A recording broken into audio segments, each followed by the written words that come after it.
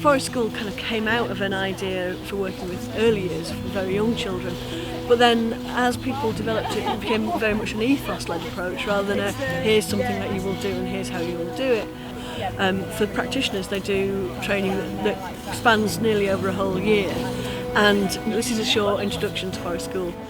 It's about upskilling the people of Bradford so they have the skills, confidence and knowledge to deliver forest schools and outdoor play and learning. But I'd like to think what they mean for you in your context, thinking about this child-led learning, that playfulness, that kind of ability to explore the things that come out. We've been running forest schools training for the past 6-7 years. It's part funding from Bradford Council, part funding through Pennine Prospects. This root was sticking out. This root tastes of cloves. Really? Yeah. It's called Woodhavens. Really? And it's a game. Yeah. So, I'd like you to find a little space, take your character with you, and just go and see what it is that they need. We talked about our basic needs. Their basic needs. Talked about our interests and ideas. What are theirs? Come on, let's go find out.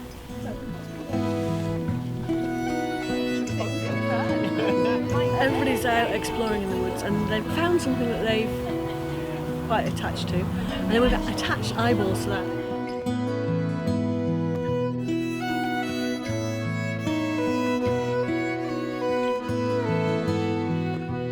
We got some stickers for eyes, so suddenly our leaves or our characters' sticks and twigs became a person or an animated individual.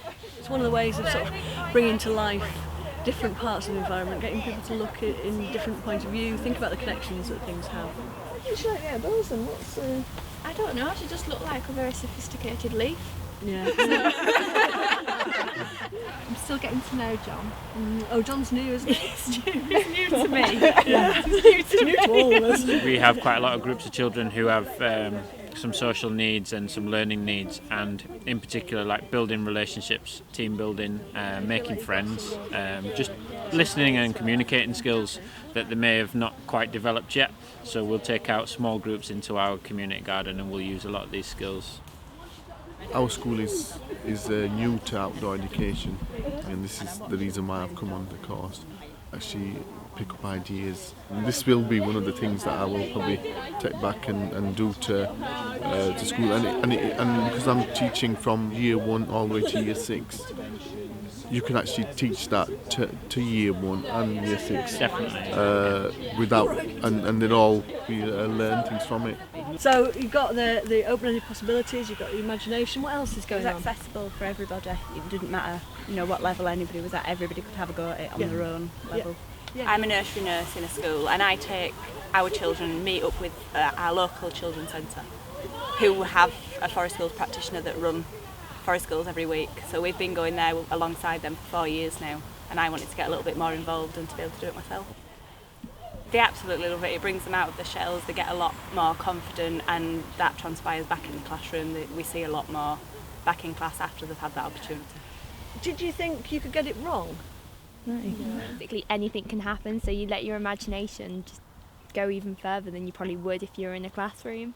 People who come on this as a practitioner learn lots of things for themselves. People who come as an individual learn things for their families, and it kind of it ripples out a little bit. And there's been quite a lot of research about the ripple effects. I've worked with children who've then taken their families to the woods. It's camping, isn't it? You could take them camping.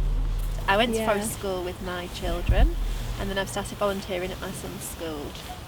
I chose the school because of the facilities that it had. It's got a garden, it's got a wildlife area, and then after 6 months I set up a wildlife club there with the help of another teacher. Saw this training that was on offer and wanted to really extend the repertoire of things that we offer in the school. So we're just going to start off like that, and then we're going to stop as soon as we've got going. So are you ready? Yeah.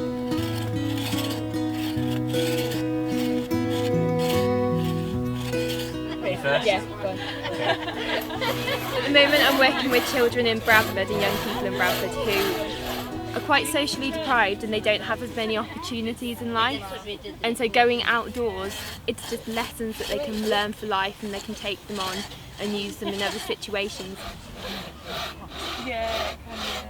Like we've just been doing this and I've never worked with this person before, but it's amazing how quickly you can learn to work with someone who you've never worked with before. So when you have to work with somebody else, and if you get into rhythm with somebody else, it helps create the conditions for empathy, being in rhythm with somebody else. And so Forest School started working with primary age, then with older children, then with children who are at risk of exclusion, people with referral units, SEN, special educational needs. So a really wide range, and then increasingly in the last few years, people working with adults with mental health and things like that. Let's get 2 good bits and then Right. I work for an organisation that works with adults. We work with adults that have just got stressed out lives, or we actually have a specific group that deals with people with mental health problems. So it's just using the outdoors to promote positive well-being, working around what everybody's ability is, and working to that thing. So in a moment we're going to wander back inside, but first I'd like you to collect as many different leaves, and then see how many different leaves we can collect, and we're going to take them back inside. Have a think about today, and have a think about your experience, what you've got from today, what you've been doing all through the day. Practical skills, It's the social skills, the problem solving, having empathy with people around you. In that environment, asks you to be creative. Yeah, trees, stones, logs, whatever were there. On-site resources. Yeah. I'm from First Shipley Scout Group, which is based in Windhill. It's a deprived community, majority of single-parent families. There's quite a lot of need there, and actually, we're getting more and more young people in learning things like social skills, learning being outdoors, being in the outdoor environment, and learning how to survive in the outdoor environment and treat it with respect. Is it girls and boys? Yeah, What age range? 10 and a half Oh right, okay. to about 14. We've got kids coming from the schools, but the schools actually want it as a partnership between the community and the school.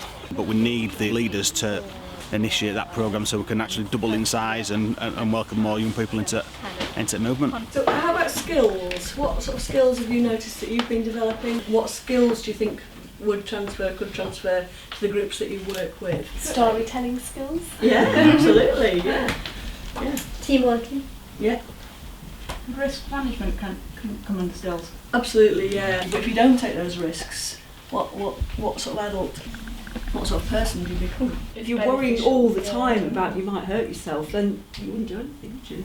And it actually becomes a massive limiter on life. Yeah. Anything else? Greater confidence in exploring the natural environment. I'd say that is another thing. Yeah, absolutely. And I think that connection with and that ability to see and feel and sense a natural environment is, again, one that we've lost a bit of a skill gap, I think, with the generations. Would people say that's true? Yeah. That they know of children and people who don't necessarily have that in their comfort zones. Children 50 years ago had a range of something like 3 miles from their home base, and now it's something like 800 yards. So you think about the richness of experience in that and how people get to connect with the natural world in that 800 yards. It doesn't happen in the same way. It doesn't change if you're living in urban or rural areas. It's just that diminishing of experience, diminishing of wandering, diminishing of exploring that actually we're now having to replace. Then it's also about like changing your plans as if something else comes up and it's like, well, actually let's just stop, let's all go look at that. But that's absolutely crucial because we've got more and more stuff being led by the curriculum and you can't diverge from it and all that kind of stuff. Yeah, and so it does feel like Forest Schools is increasingly becoming a little bit of a breathing space where actually some of these relationships and skills for learning can be built, and there is, I think, a little bit of a special space for that.